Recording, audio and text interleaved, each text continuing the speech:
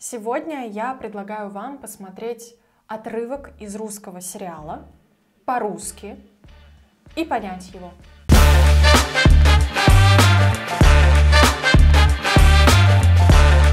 На столе красные тюльпаны, в чашке вода, а это значит, будет урок. Еще раз привет, меня зовут Мария, и на моем канале вы найдете очень много полезной информации о том, как улучшить свое произношение на русском языке. Возможно, вы уже слышали про сериал, который называется «Кухня». Так вот, в этом видео я предлагаю вам разобрать фрагмент из этого сериала, диалог. И я вам гарантирую, что в конце этого видео вы будете понимать весь этот эпизод. На примере этого диалога я вам покажу несколько фишек, которые вы можете услышать в речи носителей языка. Сейчас я включу вам этот эпизод без субтитров, просто эпизод из этого сериала. И попробуйте оценить по 10-бальной шкале, насколько вы его понимаете, насколько вы понимаете, что там происходит и что говорят персонажи. Чем могу быть полезен? Попробовала ваше фрикасе.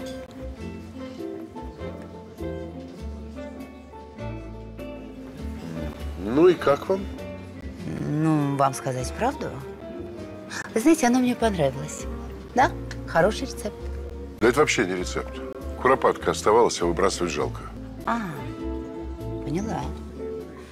Ну что же, было приятно уйти от вас в добром здравии. Как? Уже уходите? Вот такая неприятность, представляете? Совершенно не осталось времени. Ваше блюдо от шефа очень долго готовилось.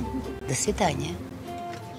Эпизод очень непростой, вы, наверное, согласитесь. И даже если у вас сейчас есть желание психануть и уйти, и вообще больше никогда не изучать русский язык, подождите секундочку, вернитесь, сядьте, попейте водички, успокойтесь и давайте вместе разбираться, хорошо? Будем рисовать. Итак, вот так выглядит текст этого диалога. Вот что говорят персонажи. Возможно, вы почувствовали, что между этими персонажами непростые отношения. Они знакомые. И в данный момент они в плохих отношениях. Ненавидят друг друга. Ну или пытаются показать, что они ненавидят друг друга. Где происходит действие? Правильно, в ресторане. Кто она? Она клиентка, посетительница ресторана. Кто он? Может быть, вы скажете официант, но нет, он не официант, он шеф этого ресторана, шеф-повар. А вот официанты и повара были за дверью. Помните тех ребят, которые прятались? Вот это и есть персонал этого ресторана. Кстати, участники Russian Shadowing Chat сейчас могут вспомнить этот эпизод, потому что мы разбирали 2 строчки из этого эпизода в чате. Это было задание 2 недели назад. Передаю привет моим чатовцам, моим шэдоуерам. Ну что же, давайте поехали разбирать. Чем могу быть полезен? Чем могу быть полезен? Фраза «чем могу быть полезен» очень полезна. Вы ее можете услышать от официанта, от работника на ресепшене, да от любого работника сферы услуг. Чем могу быть полезен? Чем я могу вам помочь? Чем могу быть полезен? Вот эта часть практически не слышна. Согласны? Происходит очень сильная редукция после ударного слога. Полезен, полезен. И вообще обратите внимание на ударения в этой фразе. Чем могу быть полезен? Могу и быть вообще остаются как будто бы без ударения. да? Попробовала ваше фрикасе. Тут вы скажете, что? Попробовала ваше фрикасе. Наверное, вы не услышали там звука «в». Звук «в» между гласными превращается в такой полугласный. Попробовала, попробовала, попробовала, попробовала ваше фрикасе. Фрикасе — это такое блюдо, да? Она говорит «ваше фрикасе», потому что это блюдо от шеф-повара. И она думает, что именно он приготовил для нее это блюдо. Использует совершенный вид. Попробовала. Вот сейчас попробовала, и вкус этого фрикасе у меня еще на языке. В слове попробовала. О превращается даже не просто в а редуцируется еще сильнее, потому что это естественная, беглая, быстрая речь. Попробовала, попробовала. Фрикасе. Пишем е, читаем и с остается твердым, потому что это заимствованное иностранное слово. Я на эту тему снимала целых 2 видео. Кстати, уже давно это было, но такие видео есть на моем канале. Видео я снимала прям подробные, прямо списком эти слова давала. Ну и как вам? Ну и как вам? Смотрите, что здесь происходит с точки зрения интонации. Ну и как вам? Фраза «ну и как вам», и именно ее, кстати, мы разбирали в Russian Shadowing Chat, очень полезный вопрос. Если вы хотите узнать у кого-то мнение, вам понравилось или нет. Ну, например, ваш приятель говорит, что он посмотрел фильм, о котором вы разговаривали неделю назад. И вы можете его спросить: ну и как тебе? Ну, вам сказать правду? Ну, вам сказать правду? То есть вообще этот ответ может значить и, ну, если честно, очень невкусно. Но, как мы знаем, дальше пойдет совершенно противоположный ответ. Обратите внимание, насколько слитно произносятся все слова в одной фразе, внутри одной фразы. Вообще создается впечатление, что это одно слово. Вам сказать правду? Вам сказать правду? До этого в строчках выше происходило то же самое. Чем могу, чем могу, чем могу, как будто один М. Чем могу быть полезен? Попробовала ваше фрикасе, ваше фрикасе. Вы знаете, оно мне понравилось. Вы знаете, оно мне понравилось. Понравилось. Обратите внимание, как сильно редуцируются гласные звуки. Они там есть. Они очень важно их не упускать. Но посмотрите, как сильно меняется качество. Мы видим «вы знаете, оно мне понравилось», а слышим «знаете, оно мне понравилось». Да, хороший рецепт. Да, хороший рецепт. Ш твердый, и он не меняется. Наоборот, он влияет на соседний звук, и мы его произносим как «ы». Хороший рецепт. То же самое со звуком «ц», который тоже твердый. И он влияет на последующий гласный. Из-за этого мы произносим рецепт. Что же он ответит? Да это вообще не рецепт. Да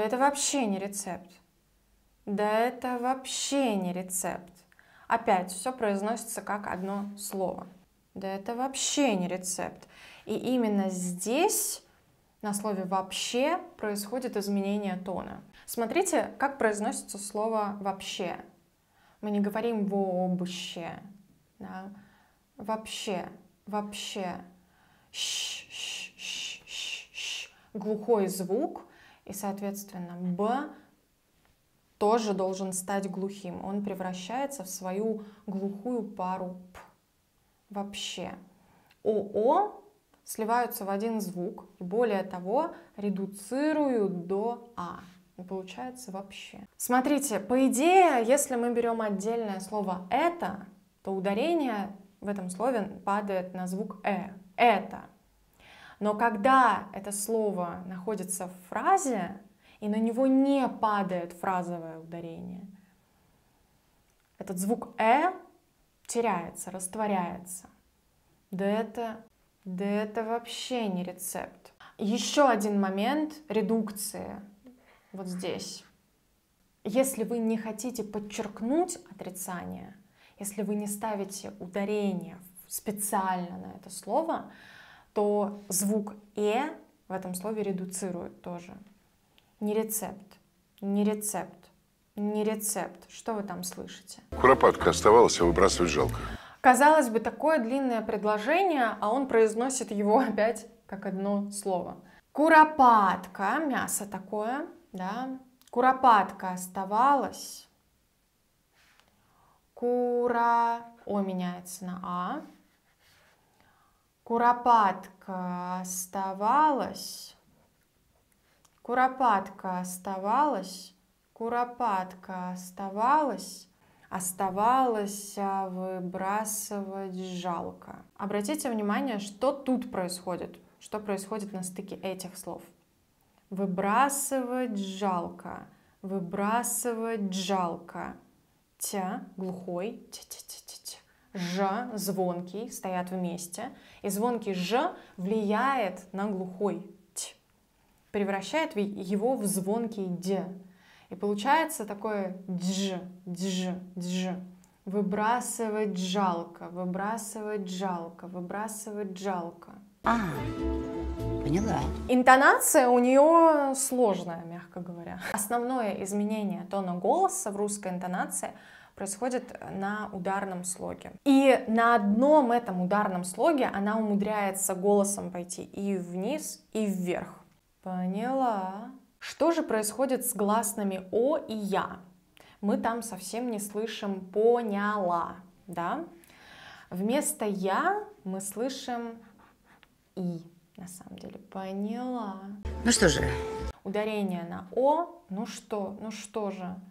Что-то читаем как что, ну что же. После Ж практически не слышим ничего, да, там нету ну что же, но все-таки звук есть. Ну что же.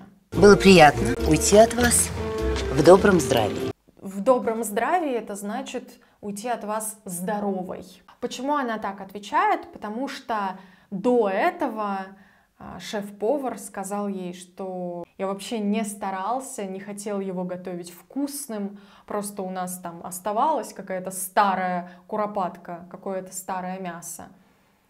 Выбросить его было жалко, и поэтому я использовал его и вот вам приготовил. Поэтому она говорит, ну что же, было приятно не умереть в вашем ресторане. Нету никакого уйти от вас. В добром здравии. В добром здравии. Было приятно уйти от вас в добром здравии. Как? Уже уходите? Как? Уже уходите? Иронично он, конечно же, ее спрашивает. Уже уходите? Дя-тя мягкие. Уже уходите? Ж твердый, и он влияет на последующий гласный звук.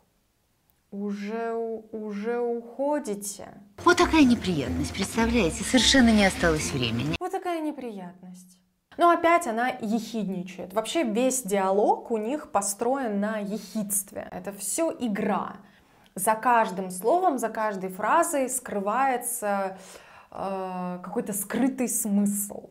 Точнее, скрытое отношение. Такая пассивная агрессия. Вот такая неприятность. Вот такая, опять в практически исчезает, заметили, да? Превращается в такой полугласный. Вот такая неприятность. Вот такая неприятность, представляете? И дальше идут слова «совершенно не осталось времени».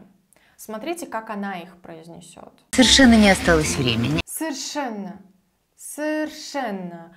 Еще одно место, где звук «в» между гласными превращается в полугласный. Совершенно не осталось времени.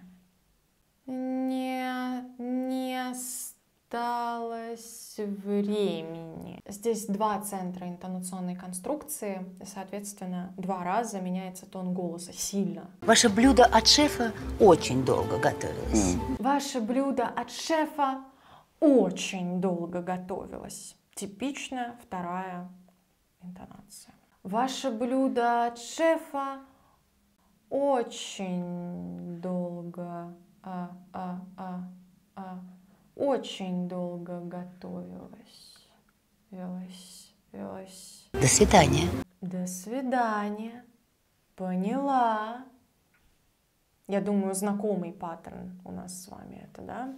Посмотрите на экран, какая же красота у нас с вами получилась. Нет. Сейчас я включу этот эпизод еще раз. Чем могу быть полезен? Попробовала ваше фрикасе. Ну и как вам? Ну, вам сказать правду? Вы знаете, оно мне понравилось. Да, хороший рецепт. Да это вообще не рецепт. Куропатка оставалась, а выбрасывать жалко. Поняла. Ну что же, было приятно уйти от вас в добром здравии. Как? Уже уходите? Вот такая неприятность, представляете? Совершенно не осталось времени. Ваше блюдо от шефа очень долго готовилось. До свидания. Смотреть сериалы и фильмы, где носители языка никак не стараются упростить для вас свою речь, они не стараются артикулировать лучше. Это сложно, конечно, особенно после подкастов и видео, которые сделаны специально для тех, кто изучает русский язык. Но вот такими вот видео, я надеюсь, я помогу вам немножко лучше понимать, что же там происходит во рту носителей языка. В прошлый раз мы с вами разбирали эпизод из фильма «Брат 2». Если еще не смотрели это видео, посмотрите. Оно есть в общем доступе у меня на канале. Напомню, что если смотреть видео на моем канале в определенном порядке, то в принципе можно получить настоящий, практически полный курс русской фонетики. В описании к этому видео вы можете найти ссылку на Channel Guide, и там собраны как раз все ссылки в нужном порядке. Смотрите, учитесь, тренируйтесь. И если вы хотите действительно тренироваться, если вы хотите привить, улучшить свой фонематический слух, привить такую фонетическую гигиену, если вы вообще хотите присоединиться к людям, которые вот уже сейчас занимаются своим произношением и уже сейчас видят свои результаты. Если вы хотите присоединиться, то добро пожаловать в Russian Shadowing Chat. Я не знаю, как долго я буду вести этот чат, я не знаю, как долго будет существовать этот формат. Вообще изначально я планировала его на полгода. Сейчас еще ничего не могу сказать по этому поводу. Может быть, немножко дольше он будет. Но в любом случае он не будет существовать вечно, поэтому присоединяйтесь к нам, пока есть такая возможность. Это уникальный формат, еще нигде я не слышала о таком, во всяком случае для русского языка. Ну что же, на этом у меня все. Всего вам доброго и до встречи в следующем видео. Пока-пока!